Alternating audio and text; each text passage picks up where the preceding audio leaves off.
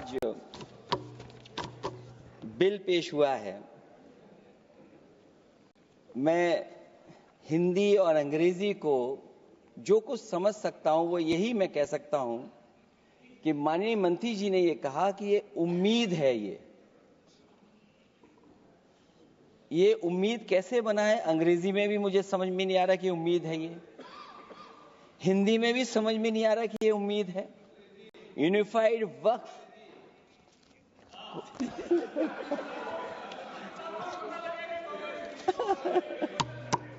अध्यक्ष महोदय, यूनिफाइड वक्फ मैनेजमेंट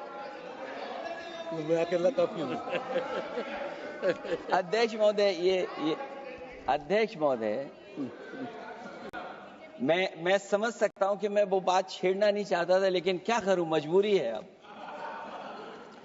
अध्यक्ष महोदय, अभी माननीय सदस्य लोग ये कह रहे हैं कि हमारे सदस्य नहीं है यहां पर जो हमारे साथी हैं, लेकिन अध्यक्ष महोदय मैं ये कहना चाहता हूं, अध्यक्ष महोदय मैं ये कहना चाहता हूं, ये जो बिल लाया जा रहा है, भारतीय जनता पार्टी में एक मुकाबला चल रहा है। भारतीय जनता पार्टी के अंदर मुकाबला चल रहा है कि खराब हिंदू कौन बड़ा है। और ये बात अध्यक्ष महोदय मैं ऐसे ही नहीं कह रहा हूं। जो पार्टी ये कहती हो कि दुनिया की सबसे बड़ी पार्टी है, अध्यक्ष महोदय वो अपना राष्ट्रीय अध्यक्ष नहीं चुन पाए अभी तक।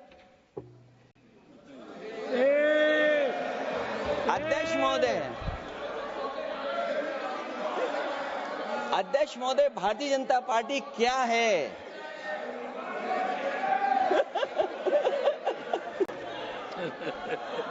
जी, मैं अखिलेश जी ने बहुत हंसते हंसते कहा है, इसको हंसते हंसते जवाब देना। इस सामने जितनी पार्टियां हैं उनका राष्ट्रीय अध्यक्ष उन 5 लोगों को ही चुनना है परिवार के। हमें माननीय अध्यक्ष जी करोड़ों सदस्यों में से 12-13 करोड़ सदस्य प्रक्रिया कर कर चुनना है तो देर लगती है। आपके यहां जरा भी देर नहीं लगेगी। मैं कह देता हूं अभी 25 साल तक आप अध्यक्ष हो जाओ, नहीं बदल सकता। अध्यक्ष महोदय, क्योंकि जो बात निकल के आई है वो मैं फिर आगे बढ़ा दूं। अध्यक्ष महोदय, जो बात सोशल मीडिया या और जगह गुपचुप हो रही है, कहीं ऐसा तो नहीं था कि अभी कुछ दिन पहले यात्रा जो हुई है वो कहीं 75 वर्ष की एक्सटेंशन वाली यात्रा तो नहीं थी। अध्यक्ष महोदय, ये जो इस बार जो वक्फ बिल आया है, नाकामी का पर्दा इस बार है वक्फ बिल। और नाकामी कोई एक आध नहीं है, मैं कई नाकामियां बता सकता हूं। अभी मैं माननीय सदस्यों को सुन रहा था, वो पुराने कई बिल उनके बारे में चर्चा कर रहे थे कि कितने प्रोग्रेसिव बिल लेकर के आए हैं। मुझे याद है मैं उत्तर प्रदेश में उस समय था और मुझे लगा कि शायद इनकी वो बात ठीक होगी। एक ये बहुत तैयारी के साथ फैसला लेकर के आए थे और फैसला ये लिया था आधी रात के आज के बाद नोट नहीं चलेंगे, नोट बंद हो जाएंगे।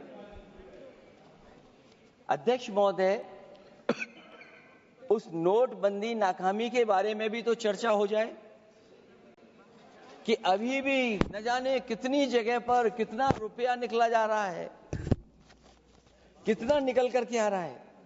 केवल नाकामी नोटबंदी की नहीं, नाकामी बेरोजगारी की भी है, नाकामी महंगाई की भी है, नाकामी किसान की आय दोगुनी नहीं कर पाए वो भी इनकी नाकामी है। मुझे याद है एक माननीय मंत्री जी पूरे देश की नदियों के बारे में बीओडी बता रहे थे, लेकिन माननीय मंत्री जी ये भूल गए कि उनके शहर में, उनके क्षेत्र की जो नदी है उसकी बीओडी क्या है। गंगा क्या साफ हो गई, यमुना क्या साफ हो गई, स्मार्ट सिटी क्या बन गई, क्या गोद लिए हुए गांव इन्होंने गोद से उतार दिए, उनकी क्या दुर्दशा है।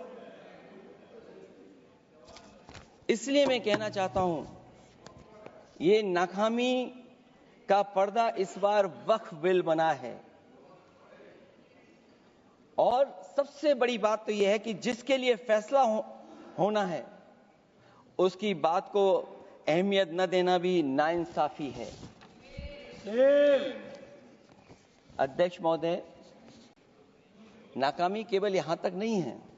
और भारतीय जनता पार्टी क्या है, मैं केवल एक पुरानी घटना याद करता हूं।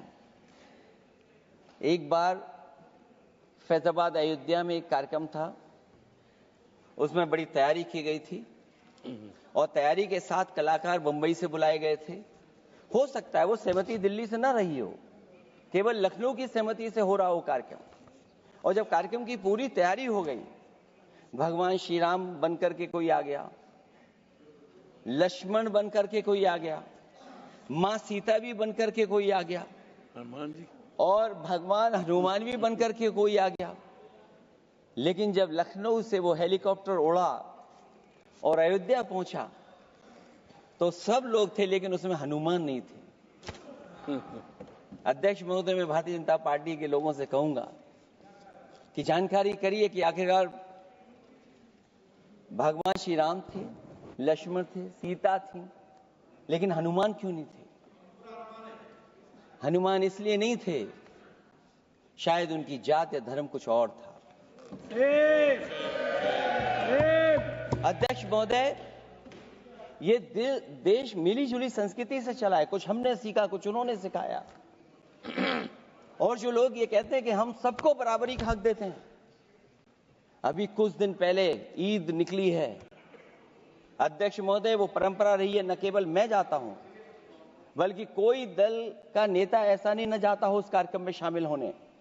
भारतीय जनता पार्टी के जो मुख्यमंत्री, उप मुख्यमंत्री, वो भी जाते हैं, उप मुख्यमंत्री, सभी धर्मों के नेता आते हैं।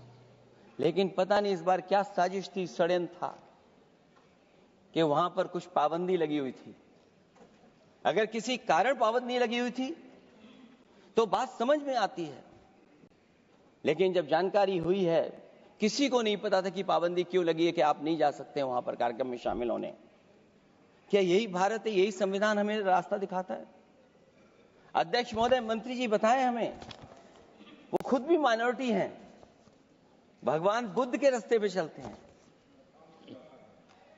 भगवान बुद्ध का रास्ता दूसरा है। हम आपको अपना मानते हैं तब भी जब आप हमारे बहुत सारे ग्रंथों को नहीं मानते हैं, तब भी हम आपको अपना मानते हैं। आप हमारे पुराणों को नहीं मानते हैं, आप हमारे उपनिषदों को नहीं मानते हैं। लेकिन सोचिए, हम हिंदू वो लोग हैं जो आपको स्वीकार करते हैं और गले लगा करके चलते हैं। अब मैं दूसरे धर्म पे नहीं जाऊंगा, कोई नाराज हो सकता है। मैं दूसरे धर्म के बारे में नहीं जा सकता, मैं केवल यही बताता हूं। और मैं उत्तर प्रदेश में, अध्यक्ष जी, जहां से आता हूं,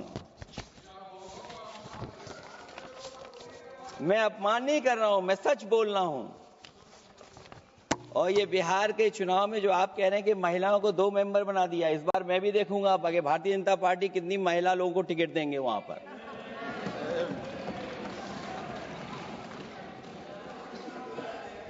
अध्यक्ष महोदय, भाजपा जब भी कोई नया बिल लाती है तो वो अपनी नाकामी छुपाती है। भाजपा वाले मुसलमान भाइयों की वक्फ की जमीन चिन्हित करने की बात कर रहे हैं, जिससे महाकुंभ में जो हिंदू मारे गए हैं या खो गए हैं, उनको चिन्हित करने की बात पर पर्दा पड़ जाए। अध्यक्ष महोदय, मुझे खुशी इस बात की कि हमारा धर्म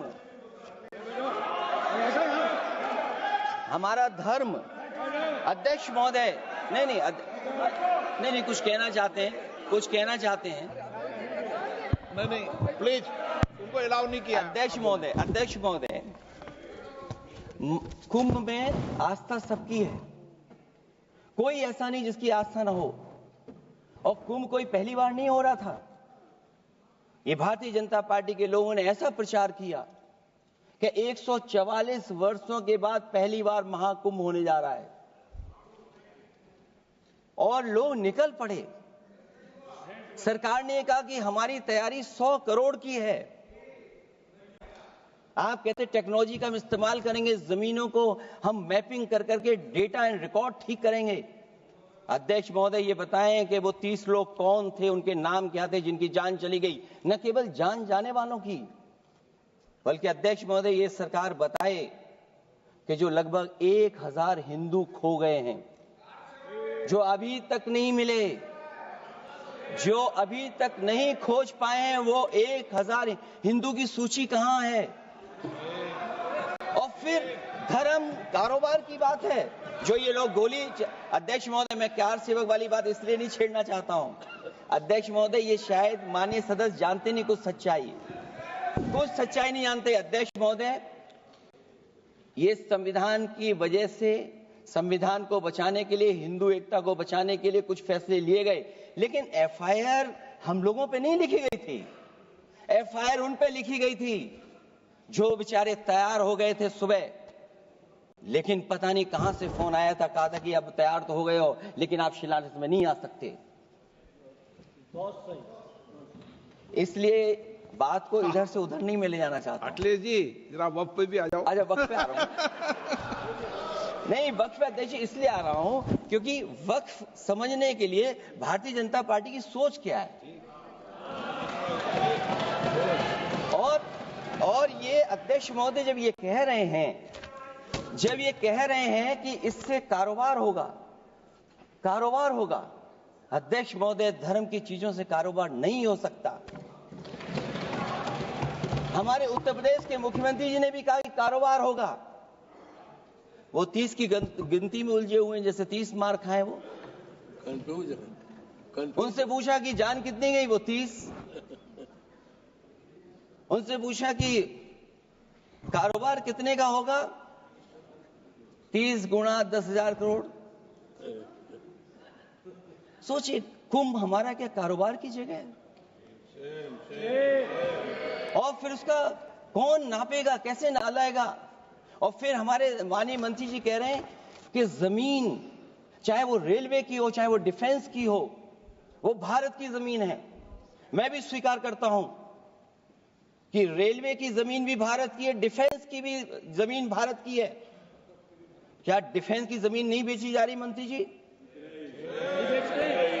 अध्यक्ष महोदय, क्या रेलवे की जमीनें नहीं बेची जा रही हैं?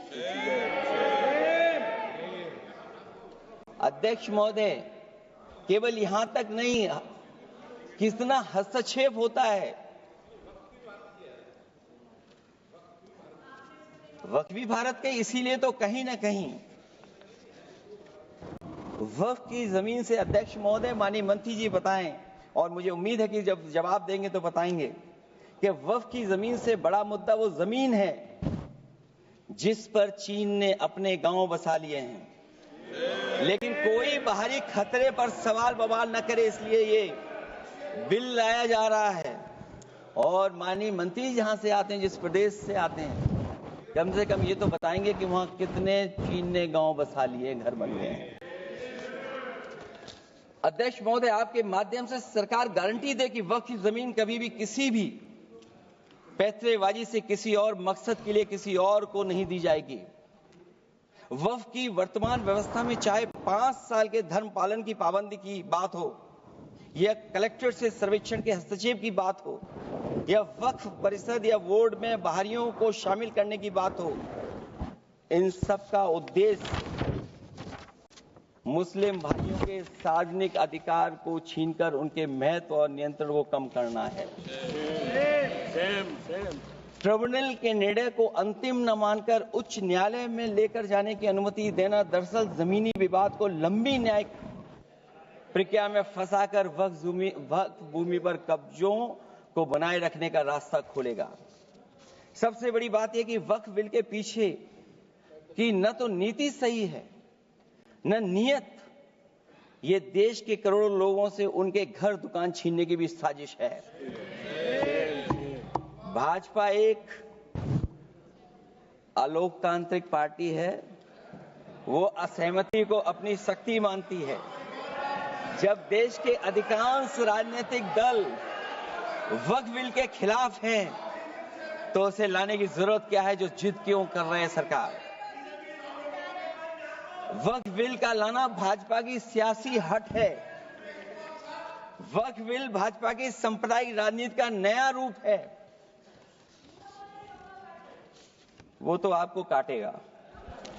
और इसलिए काटेगा कि अध्यक्ष महोदय बाहर ये लिखते हैं सत्यमेव जयते, बाहर है लिखते सत्यमेव जयते, भाजपा अंदर असत्य बात कहते। भाजपा वक्फ बिल लाकर अपने उन समर्थकों का तुष्टीकरण करना चाहती है जो भाजपा की आर्थिक नीति, महंगाई, बेरोजगारी, बेकारी और चौपट अर्थव्यवस्था से उसे छटक गए हैं। क्योंकि अध्यक्ष महोदय, जब से वोट में गिरावट आई है और खासकर उत्तर प्रदेश में भी, तब से भारतीय जनता पार्टी की कोशिश है कि अपना वोट कैसे संभाला जाए। ये वोट को संभालने के लिए बिल लाया गया है। भाजपा का लक्ष्य वक्फ की जमीनों पर है। इन जमीनों का नियंत्रण अपने हाथ में लेकर इन जमीनों को पिछले दरवाजे से अपने लोगों के हाथों में दे देना चाहती है। भाजपा चाहती है कि वक्फ बिल लाने से मुस्लिम समुदाय को लगे कि उन पर हक को मारा जा रहा है, वो उद्वेलित हों और भाजपा को ध्रुवीकरण की राजनीति करने का मौका मिल सके। क्योंकि अध्यक्ष महोदय, भाजपा का लक्ष्य यह है कि ध्रुवीकरण हो, क्योंकि वो जानते हैं कि ध्रुवीकरण जितना होगा उससे वो लाभ उठाने में आगे रहेंगे। तो ये वक्फ बिल जो लाया जा रहा है वो अपनी वोट बैंक को संभालने के लिए और समाज को बांट करके ध्रुवीकरण करके राजनीतिक लाभ लेने के लिए लाया जा रहा है। और अगर इसके लिए नहीं लाया होता तो पहले से जो जितने फैसले लिए सरकार ने, क्या उससे देश और प्रदेश में कोई बड़ा बदलाव आ गया है? अगर स्मार्ट सिटी का बात करें तो कितनी स्मार्ट सिटी बन गई है आपकी? आपके नोटबंदी की वजह से न जाने कितना रुपया कहां निकल रहा है। और डर तो ये लगता है कहीं भाजपा वाले दूसरों के पैसा रख करके न पकड़वा दें। वक्फ बिल के आने से पूरी दुनिया में एक गलत संदेश भी जाएगा। इससे देश की सेकुलर इमेज को बहुत धक्का लगेगा। वक्फ बिल भाजपा की नफरत की राजनीति का एक और अध्याय है। मैं अंत में कहना चाहता हूं कि अभी तो आपने साथी संभाल लिए हैं, एक साथी तो मुझे दिखाई नहीं दे रहा है। और हमारे जिनका हमने सम्मान किया, हमें कहां ले गए आप? और हमें यहां छोड़ गए आप, हमें छोड़ गए। हमें देखिए सभापति महोदय देखिए राजनीति क्या है। हमने आपका हाथ पकड़ा और हम यहां आ गए और आप हमारा हाथ छुड़ा करके वहां चले गए। इसलिए देखिए कब हमारा इनका हाथ मिल जाए। और मैं अध्यक्ष सभापति महोदय ये कहना चाहता हूं कि वक्फ बिल भाजपा के लिए वाटरलू साबित होगा। क्योंकि ऊपर से तो हाँ कह रहे हैं, लेकिन अंदर ही अंदर बहुत सारे साथी सहमत नहीं है। मैं अंत में इतना ही कहना चाहता हूं कि ये वक्फ बिल जो लेकर के आए, कोई उम्मीद लेकर के नहीं आ रहा है। ये सोची समझी रणनीति का हिस्सा है। क्योंकि इनका जो वोट बिखर गया है, ये मुस्लिम में भी बंटवारा चाहते हैं। मुस्लिम इस्लाम धर्म में कहीं बंटवारा नजर नहीं आता है, लेकिन इनकी कोशिश है कि इस बिल के माध्यम से हम मुस्लिम भाईचारा में भी बंटवारा कर दें। बंटवारा तो पीडीए करेगा। अभी देखिएगा सभापति महोदया, हमारे एक सदस्य कह रहे थे कि चुनाव बहुत अच्छा होता है। इनसे बेहतर किसने चुनाव देखा होगा? चलिए धन्यवाद। वोट ही नहीं डालने दिया। सभापति महोदया, मैं धन्यवाद देता हूं। मैं और अपने दल और साथियों के साथ कहता हूं कि समाजवादी पार्टी बिल का विरोध करती है। वोट पड़ेगा तो हम इसके खिलाफ वोट डालने जा रहे हैं।